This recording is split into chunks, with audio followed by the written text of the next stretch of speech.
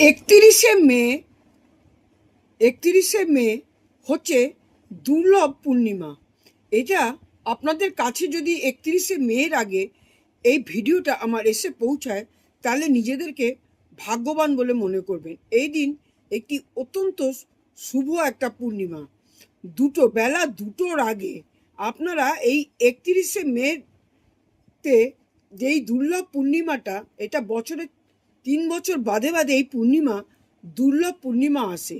এই পূর্ণিমার দিনকে আপনারা স্নান করে শুদ্ধ বস্ত্র পরে চোখ বন্ধ করে, ঘরে কেউ থাকবে না, ঘর বন্ধ করে আপনারা একটি মন্ত্র আপনারা উচ্চারণ করবেন। এই মন্ত্রটা উচ্চারণ করবেন আর আপনাদের যে কোনো মনোবাসনা অবশ্যই পূর্ণ হবে।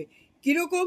যেরকম আপনি বলবেন, ওম নমো ভগবতে বাসুদেবায় নমঃ, ওম শ্রী কৃষ্ণায় নমঃ, এবং আপনার মনের যেই ইচ্ছা 3বার বলার পরে আপনার মনের যে ইচ্ছাটা আপনি 3বার বলবেন ভগবান শ্রী বিষ্ণু আর ভগবান শ্রী কৃষ্ণকে এবং ইউনিভার্সকে।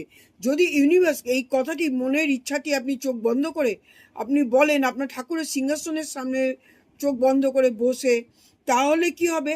আপনার যে মনের বাসনা, মনের ইচ্ছা আপনি সেদিনকে করবেন, মনের মধ্যে ছটপটানি রাখবেন না।